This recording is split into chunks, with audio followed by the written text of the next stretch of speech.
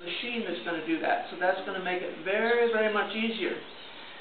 So this is a little red bean.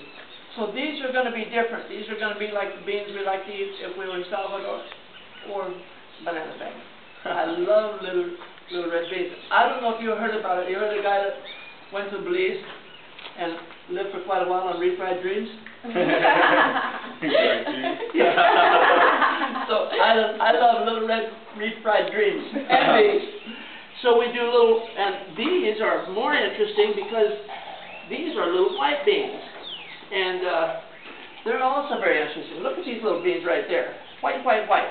They're really good. Like if you just want a pigtail with that, you've got some really good thing going there. But the things that we do the most here are black-eyed peas. And we export these mostly to Trinidad and Jamaica and places like that. And these are black-eyed peas. And these are just about ready to harvest as well. And when they come, you see the little white beans with a little black dot. I wonder why they call them black eyes. Because they're a beautiful white bean with a little black dot. Interestingly enough, Belize, we shipped out of this Cayo district last year, we shipped over 200 containers. We are a factor in the black-eyed pea market of the world. We're not the factor, we are a factor. People that buy black-eyed peas know about Belize and black-eyed peas. So it's a new crop that we've developed in the last 20 years, and it kind of started here at Banana Bank, black-eyed peas. We started with 15 acres, and now we shipped 200 containers last year.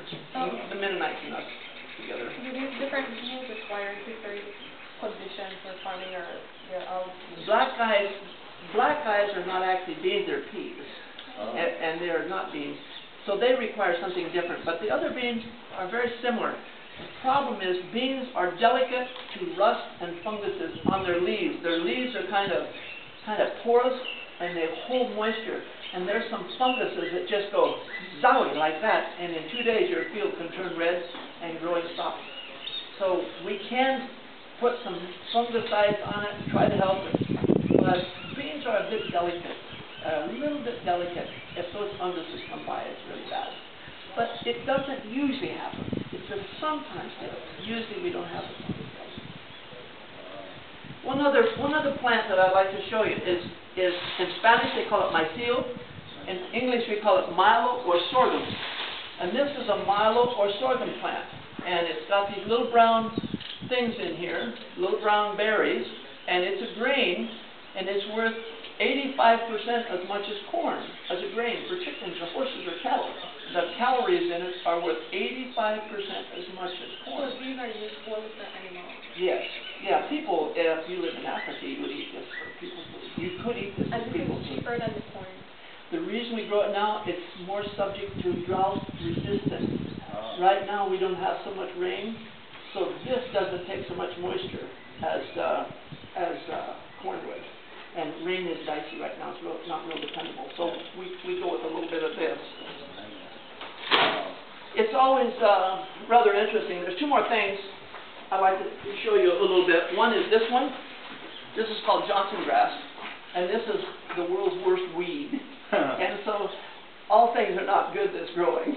So we have to fight this Johnson grass. It grows by these roots and stolons down here. And these weeds up here, it puts out seed. And it's a terrible enemy, and we just have to fight it all the time. It resembles a corn stalk, I would say. It does, especially it's like a sorghum. It does resemble a corn stalk. And I think somebody brought it here one time with the idea they might make cattle feed in it. Now, there's one more element that I would really like to show you, and we actually picked this up this morning.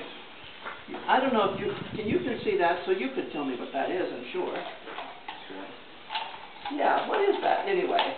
That's a Maya pesto. That's to rub the corn down. But this Maya pesto, I just found it this morning on the field, and this Maya pesto is 1,500 years old.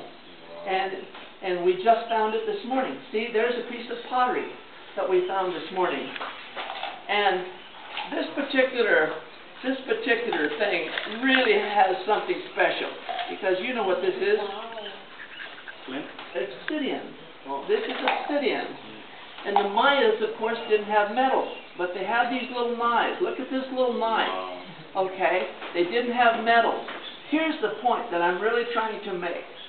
These only come from volcanoes. This is a product of a volcano. Do you know how many volcanoes we've had in Belize in the last 3,000 years?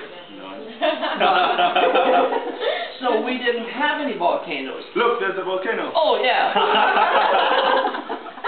Why? Well, big volcano. Didn't see that volcano before.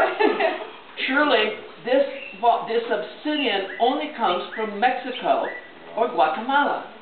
So they were trading to, I don't know, I imagine the Mayas here, there was good dirt, they probably raised corn, and they traded corn for obsidian in Guatemala and Mexico. Guess what we're trying to do right now? We're trying to trade corn for US dollars.